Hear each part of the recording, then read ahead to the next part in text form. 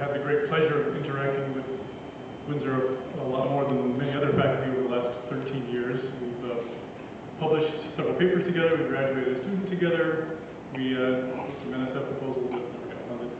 But perhaps the biggest interaction that I had was through his course ECE 747. I guess it would be safe to say that's your baby, that's your favorite course. Would that be fair? I tell you what the name is, but my first encounter was actually over the name when I think the name was originally something like Advanced Computer Architecture or something, which Tom Conti came to me and said, "This is not computer architecture, so we have to change the name." So I started looking at the course and getting into it, realizing that it was all about digital signal processing architecture, which was actually my first love as a graduate student. So I finally met someone in the department who was a kindred spirit of what I fell in love with most as a grad student.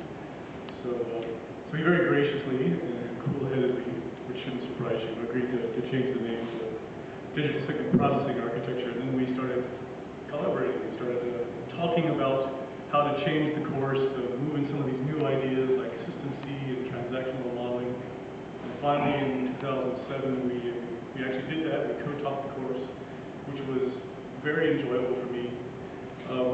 Although to call it a success, I think would be an overstatement. It really kind of didn't work out at all.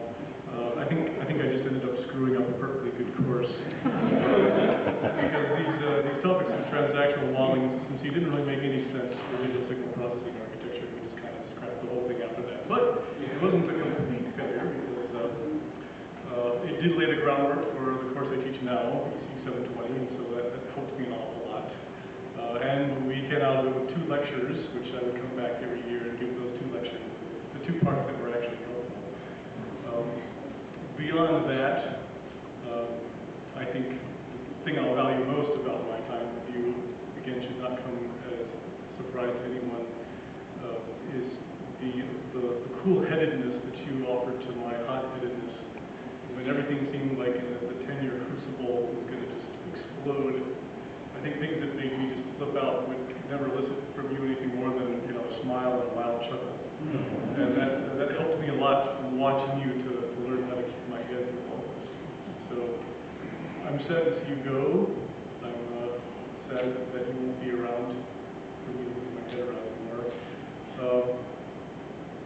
And well, I'm sad to see your class go too, but maybe with all this technology of distance education, we professors learn how to multiply ourselves.